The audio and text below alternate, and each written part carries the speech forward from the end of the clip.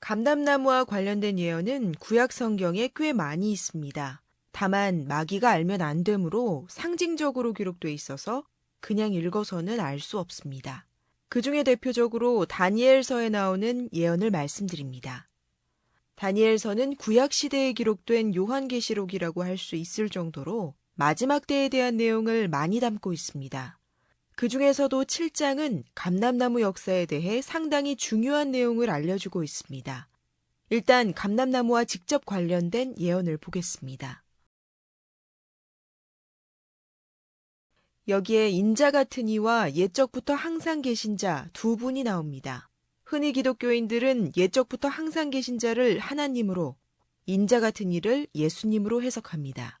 그러나 옛적부터 항상 계신 자는 예수님이고 인자 같은 이는 감람나무입니다.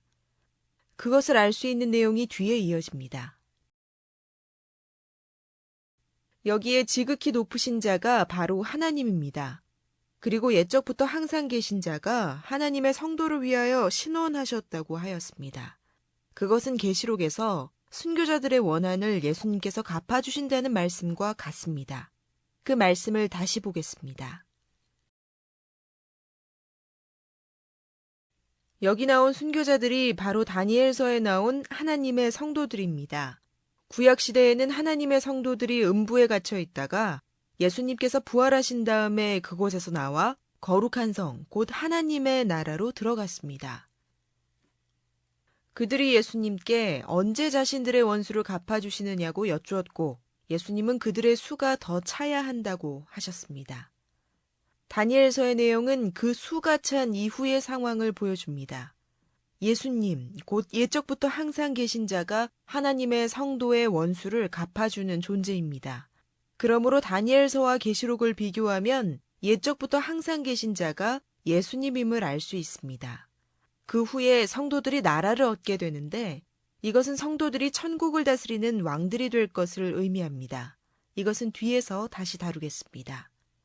왜 예수님을 옛적부터 항상 계신 자라고 할까요? 그것은 예수님께서 창세 전부터 계셨고 하나님과 함께 창조를 하신 분이기 때문입니다.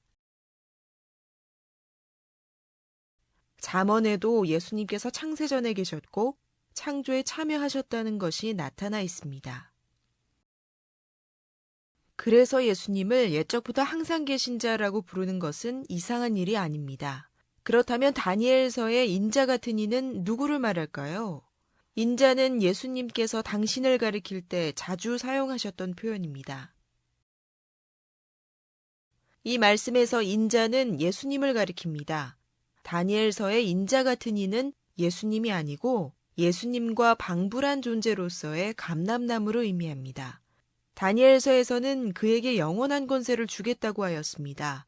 그 이유는 그가 예수님 못지않은 중요한 역할을 해야 하기 때문입니다. 그 역할은 계시록에 나타나 있습니다.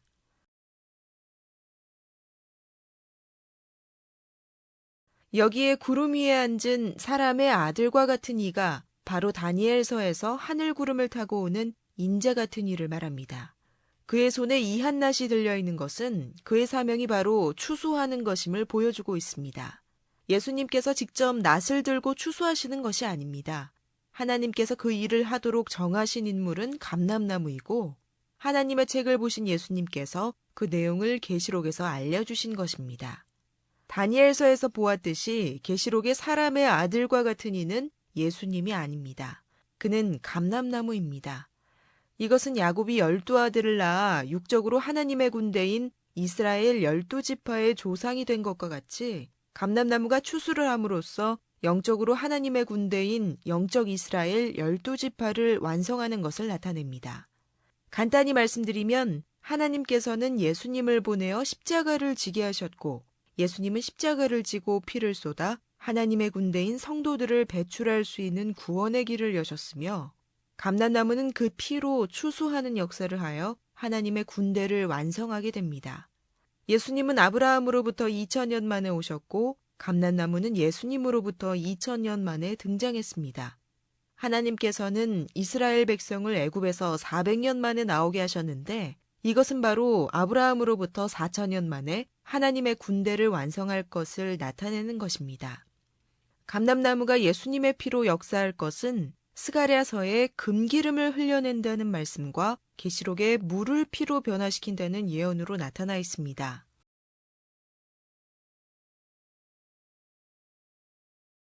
감람나무는 순금등대, 곧 성도들에게 금기름을 공급합니다. 금기름은 예수님의 보혈을 상징적으로 나타냅니다. 물을 피로 변화시킨다고 할 때의 피도 예수님의 보혈을 말합니다. 그러므로 감람나무는 예수님의 피를 전해주는 존재입니다. 결론적으로 하나님께서는 신구약 성경을 통해 세 존재를 알려주셨습니다. 그 세 존재는 바로 하나님과 예수님, 그리고 감람나무입니다. 유대교인들은 하나님만 알고 있습니다. 기독교인들은 하나님과 예수님을 알고 있으며 아직까지 감람나무에 대해서는 알지 못하고 있습니다. 그러나 하나님께서는 분명히 다니엘서에 지극히 높으신 자, 옛적부터 항상 계신 자, 인자 같은 이를 보여주셨고 감람나무가 예수님 앞에 인도되어 영원한 권세를 받게 된다는 것을 알려주셨습니다. 이것을 정하신 분은 예수님이 아닙니다. 예수님은 이 땅에 계실 때에 이것을 알지 못하셨습니다. 예수님도 하나님의 책을 보신 다음에 감람나무에 대해 알게 되셨기 때문에 계시록을 통해서 감람나무를 당신의 증인으로 세울 것이라고 알려주시게 된 것입니다.